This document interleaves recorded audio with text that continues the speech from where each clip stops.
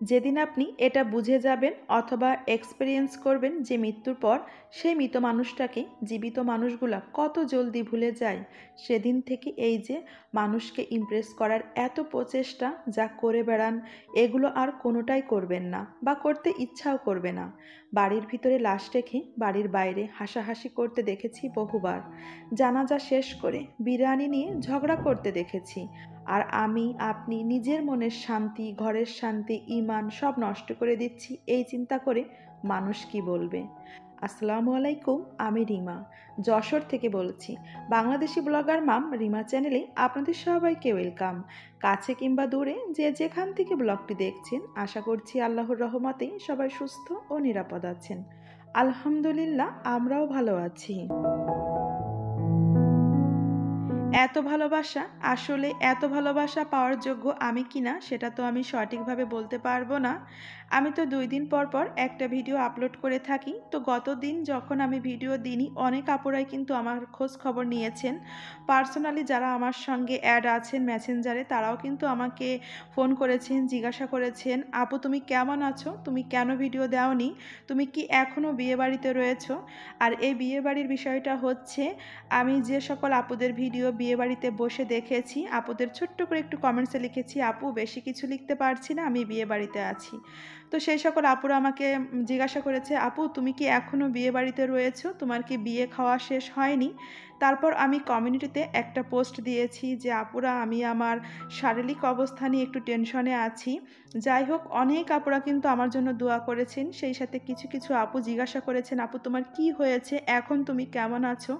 তো আমার কি হয়েছে সেই বিষয়ে আজকে আপনাদের সাথে আমি কিছু কথা বলবো।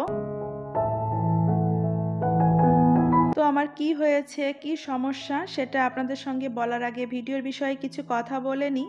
আজকে না ওইভাবে আমি সংসারের বেশি একটা কাজ আপনাদের সাথে শেয়ার করিনি। বলতে পারেন একদম এলোমেলোভাবে একটা ব্লগ আপনাদের সাথে শেয়ার করেছি। কিছু আমি গাছ তো বেলকনিতে রেখেছিলাম, তো 2 দিন গাছগুলো বেলকনিতে ছিল। তো আজকে আবার যার যার জায়গা মতন রেখে দিলাম। তারপরে কিছু মুগ ডাল সিদ্ধ বসিয়ে দিয়েছি হিটারে। ডালটা না আমি 1 ঘন্টা আগে পানিতে ভিজিয়ে রেখেছিলাম, তাহলে তো দ্রুত সিদ্ধ হয়ে যাবে। তো ডালটা সিদ্ধ হতে থাকুক আর এদিকে আমি কিছু গাজর কুচিয়ে নিই। আর এই গাজরটা আমি কুচিয়ে নিচ্ছি ভাজি করার জন্য, কারণ আমার আব্বাজানের সবচাইতে পছন্দের ভাজি হচ্ছে গাজর ভাজি। শীতের সময় তো এই গাজর ভাজিটা মানে আমার আব্বাজান যে কী পরিমাণে পছন্দ করে। আর আজকে দুপুরে শুধু আমি গাজর ভাজি করব, ডাউল রান্না করব। যেহেতু রাতে আমাদের পিকনিক আছে, এই জন্য দুপুরে আর বেশি একটা ঝামেলায় যাচ্ছি না। এখন বলি আমার কি হয়েছে। আপনাদের সাথে তো আমি বেশ কয়েকটা ব্লগে শেয়ার করেছি যে আমার কানে সমস্যার কথা, আমার কানে একটা শব্দ হচ্ছে। তো তার জন্য কিন্তু আমি অনেক দৌড়াদৌড়ি করলাম, অনেক টেস্ট করলাম। আসলে টেস্টে মূলত ওইভাবে কোনো কিছুই ধরা পড়েনি। এত পরিমাণে ওষুধ খেলাম, 2 মাসের বেশি হয়ে গেছে, কিন্তু আমার কানের কোনো পরিবর্তন হয়নি। তো কথার ভিতরে আরেকটু ডিস্টার্ব করছি। এখন ভিডিওর বিষয়ে একটু কথা বলে নিই। অফ ক্যামেরায় আমি ডাউলটা রান্না করে নিয়েছি, এখন গাজরটা ভাজি করে নিব। গাজর ভাজির সঙ্গে না পেঁয়াজের কলি দিলে বেশি মজা লাগে, তবে আব্বাজান তো শুধু গাজর ভাজিটাই পছন্দ করে। তো এখানে কাঁচা মরিচ, পেঁয়াজ আর রসুন কুচি দিয়ে আমি গাজরটা ভাজি করে নিব। তো গাজর ভাজি করতে থাকে আর এখন বাকি কথাটুকু শেষ করি। 2.5 মাস হয়ে গেল আমি কিন্তু কানের ওষুধ খাচ্ছি, একের পর এক ওষুধ চেঞ্জ করে কিন্তু খেয়ে যাচ্ছি, কোনো উপকার আমি পাইনি। একটু তো পরিবর্তন হবে, কোনো পরিবর্তন হয়নি, মূলত কানের সমস্যাটা আরও বেড়ে যাচ্ছে। তো লাস্ট যখন ডাক্তারের কাছে গেলাম এই 3-4 দিন আগে, ডাক্তার আমাকে বলল যে আমার পক্ষে এখন আর আপনাকে কোনো রকমের ওষুধ দেওয়া সম্ভব না, কারণ আমার থলিতে যা ছিল সব ওষুধই আপনাকে দেওয়া হয়েছে। যখন কোনো উপকার হয়নি তখন এই মুহূর্তে আমি আর কোনো ওষুধ আপনাকে দিতে পারছি না। আর মূলত আপনার যে সমস্যাটা হয়েছে, উনি আমাদেরকে অনেকভাবে বুঝিয়েছে, অনেক কিছু বলেছে। আমি তো ওইভাবে বলতে পারছি না, যেহেতু খুব সাধারণ একজন মানুষ, ডাক্তারের অত কথা কিভাবে বলবো। উনি সব কিছু আমাদেরকে ডিটেলসে লিখে দিয়েছে, আমার কি দেখি সমস্যা, কিভাবে এই সমস্যা থেকে মানে উপকার পাওয়া যায়। তো উনি প্রথম অপশান আমাদেরকে বলেছে আমি যেন ইন্ডিয়ার চেন্নাই যাই, কারণ চেন্নাই নাকি কানের জন্য খুব মানে ভালো ট্রিটমেন্ট হয়। আর আমি তাকে বললাম যে এই মুহূর্তে তো আমার পক্ষে চেন্নাই যাওয়া সম্ভব না, কারণ আমার পাসপোর্টের মেয়াদ শেষ, সেটা রিনিউ করতে দিতে হবে। যাই হোক, পাসপোর্টে রিনিউ করা, ভিসা সব কিছু নিয়ে কিন্তু অনেকটা সময়ের ব্যাপার।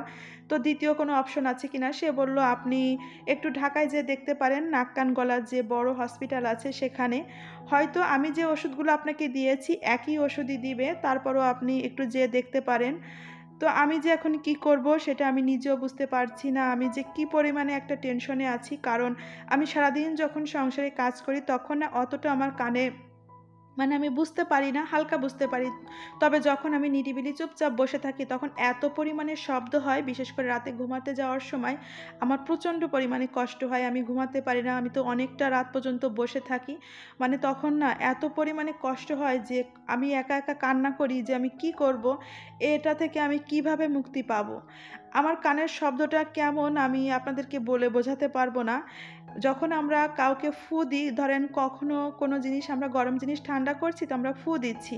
ফু দিলে যে আওয়াজটা তৈরি হয় ওই একই রকমেরই মানে শব্দটা আমার কানে হতে থাকে। মনে হয় ২৪ ঘন্টা কে আমার কানের ভিতরে ফু দিচ্ছে। তবে সেটা যদি আস্তে হয় তাহলে ভালো। আস্তে হতে, হতে এখন এত জোরে হচ্ছে মানে শব্দটা, যেটা আমার সহ্যের বাইরে চলে যাচ্ছে। তো রান্না কমপ্লিট করে আমি না এখানে একটু বসে মিষ্টি খাচ্ছিলাম। আর কেন যে মিষ্টিটা খাচ্ছিলাম সেটাও আপনাদের সাথে আমি সামনের ব্লগে শেয়ার করব। এত কষ্টের মধ্যেও কিন্তু একটু আমি আনন্দের সংবাদ পেয়েছিলাম। তো সেটা আপনাদের সাথে আমি সামনের ব্লগে ডিটেইলসে শেয়ার করব। তো শেষবারের মতন ডাক্তারের কাছ থেকে আসার পরে আপনাদের ভাইয়া যে কী পরিমাণে টেনশনে ছিল, আর আমিও তো অনেকটাই ভেঙে পড়েছিলাম। তো সে আমাকে কিন্তু অনেকভাবে সাহস দিচ্ছিল আর বলছিল যে আল্লাহ আমাদেরকে বিপদ দিয়েছে, সেই আল্লাহই কিন্তু আমাদের এই বিপদ থেকে মুক্ত করবে। তুমি আল্লাহর উপরে ভরসা রাখো, ইনশাআল্লাহ আমাদের সব কিছু ঠিক হয়ে যাবে, তুমিও সুস্থ হয়ে যাবে। এতটা ভয় পেও না। আল্লাহ হয়তো কোনো একটা জায়গা আমাদেরকে লিখে রেখেছে, সেখানে গেলে আমরা সুস্থ হয়ে যাব। আর ঘরের বউ যদি সবসময় অসুস্থ থাকে তখন না স্বামীদের কাছেও কিন্তু ভালো লাগে না। তারা তো সবসময় বাইরে থাকে, আর বাইরে থেকে এসে না বউয়ের হাসি মুখটা দেখলে না তাদের কাছে অনেকটাই ভালো লাগে। আপনাদের ভাইয়া তো বলে যে আমি বাইরে থাকি কিন্তু ঘরে এসে তোমাকে এবং ছেলেকে যখন সুস্থ দেখি তখন যে আমার কি পরিমাণে ভালো লাগে। তো এর মধ্যে না সন্ধ্যা মানে কি বলবো, আর কোনো কিছু আমি ক্যাপচার করিনি। তো মিষ্টি খাওয়ার পরে না মানে সারা বিকেলটা অফ ক্যামেরায় কাটিয়েছি। ওইভাবে কোনো কিছু না ক্যাপচার করতে ইচ্ছা করছিল না। তো একটু, একটু ক্যাপচার করে রেখেছিলাম আপনাদের সাথে একটু শেয়ার করার জন্য। এখন সন্ধ্যার দিকে আমার আব্বাজান বলল তার একটু ভেলপুরি খেতে ইচ্ছা করছে। তো এই যে আমি তাকে ভেলপুরি মানে খাওয়ার জন্য নিয়ে এসেছি। আর এটা হচ্ছে আমার আম্মুদের বাসার সামনে। তো আমি এখন আমার আম্মুদের এলাকায় চলে এসেছি। আর আমার আব্বাজান তো ভিতরে বসে রয়েছে। তো বাইরে যখন এই যে আমি ক্যাপচার করছিলাম দেখলাম আমার চাচাতো ভাই মানে আমার ছোট চাচার ছেলে। তো ওকে বললাম যে ভাই আয়, তুই আর আমি আর আমার আব্বাজান ৩ জনে মিলে একটু ভেলপুরি খাই। আমার এই ভাইটা কিন্তু আমারও অনেক ছোট। তো এই যে আমরা ৩ জনে এখন ভেলপুরি খেয়ে নিচ্ছি। আমার আব্বাজানের তো মাঝে মধ্যে একটু ভেলপুরি, ফুচকা এগুলো ভীষণ মানে খেতে ইচ্ছা করে, কারণ এগুলো তো আমাদের খুবই পছন্দের খাবার। তো আমার অনেক আপুরাই আমার কাছে জানতে চেয়েছিল, আপু তোমার কি হয়েছে? তুমি এত কি টেনশনে আছো? তো আমি এই যে আপনাদেরকে বললাম আপুরা আমি কিসের টেনশনে আছি। আপনারা সবাই আমার জন্য একটু দোয়া করবেন। মহান আল্লাহ পাক আমাকে যেন দ্রুত সুস্থতা দান করে। আমিন। তো এর মধ্যে অনেকটা সময় কেটে গেছে। এখন প্রায় ৯টা বাজে। আমি এসেছি আমার ভাবি বান্ধবীর বাড়িতে। ওই যে পিকনিকের কথা আপনাদেরকে বলেছিলাম, পিকনিকটা কিন্তু আমার ভাবি বান্ধবীর বাড়িতেই হচ্ছে। তো সবাই মিলে কিন্তু রান্নাবাড়া করছে। আমি তো একটু দেরিতে এসেছি। গতকালকে রাতেই ভাবি আমাকে ফোন করে বলেছিল যে, "আমরা পিকনিক করব, আপনারও করা লাগবে।" তো আমার না ভালো লাগছিল না, মনটাও খারাপ ছিল। আপনাদের ভাইয়া বলল যে, "না, পিকনিক করো। সবার সঙ্গে থাকলে, কথা বললে তোমার অনেকটা ভালো লাগবে।" তো ভাবলাম থাক তাহলে নামটা দিয়ে দিই। তো ভাবিকে বলেছিলাম যে আমি কিন্তু কোনো কাজ করতে পারবো না। যাই হোক সে আমাকে বলল যে কোনো কাজ করতে হবে না, আপনি শুধু আসবেন আর খেয়ে যাবেন। তো এই যে আমি কিন্তু মানে এসেছি সব কাজ গোছানোর পরে একটু, একটু ক্যাপচার করলাম আপনাদের সাথে শেয়ার করার জন্য। তো সবাই মিলে রান্না করছি, আর এটা হচ্ছে আমার ভাবি বান্ধবীর ঘর। ছাদের উপরে একটা ইউনিট সে কমপ্লিট করেছে। এর আগেও একটা ভিডিওতে আপনাদের সঙ্গে আমি শেয়ার করেছি। তো এখানে কিন্তু সবাই মিলে গল্প করছিল আর রান্না করছিল। আমি কিন্তু বেশি একটা সময় ছিলাম না। মানে একটু, একটু ক্যাপচার করে আমি রুমের ভিতরে ছিলাম। কারণ প্রচণ্ড শীত পড়ছিল আর আমার না কেন জানি একটু মানে ঠান্ডা লাগলেই কানের সমস্যাটা মনে হচ্ছিল বেড়ে যাচ্ছে। এজন্য আমি বেশি একটা খোলা আকাশের নিচে ছিলাম না। ভাবির রুমে যেয়ে কম্বলের নিচে বসেছিলাম। তো যতটুকু পেরেছি আপনাদের সাথে একটু শেয়ার করেছি। বললাম তো একটু এলোমেলো ভিডিও আজকে আপনাদের সাথে শেয়ার করেছি। জানি না আপনাদের কাছে কেমন লেগেছে।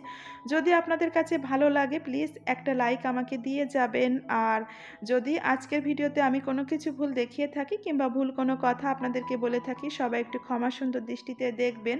তো এই যে আমার ভাবি বান্ধবী পাতলা একটা কম্বল দিয়ে বলল, "তাহলে এটা আপনি সুন্দর করে গায়ে দিয়ে বসে থাকেন, আমি বাইরে যাচ্ছি।"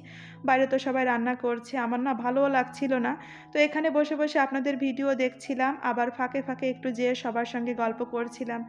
সবাই মিলে বাইরে বসে অনেক গল্প করছিল। যাই হোক, কোনো কিছুতে না মনের ভিতরে ওইভাবে শান্তি পাচ্ছি না। এর মধ্যে কিন্তু এই পিকনিকের পরের দিনই আমি চলে গিয়েছিলাম আমার ভাইয়ের বিয়েতে, আমার চাচাতো ভাইয়ের বিয়েতে। আমার ছোট কিন্তু আমার ভাইটা।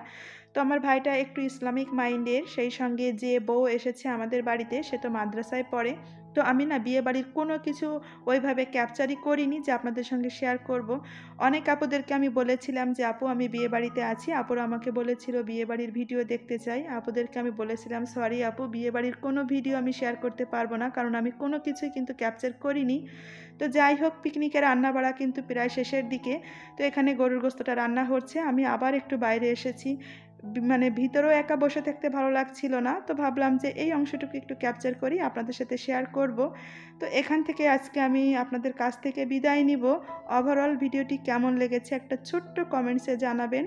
আমার জন্য আপনারা সবাই দোয়া করবেন। আপনাদের জন্য আমিও দোয়া করি। সবাই ভালো থাকবেন, সুস্থ থাকবেন। আল্লাহ হাফেজ। আসসালামু আলাইকুম।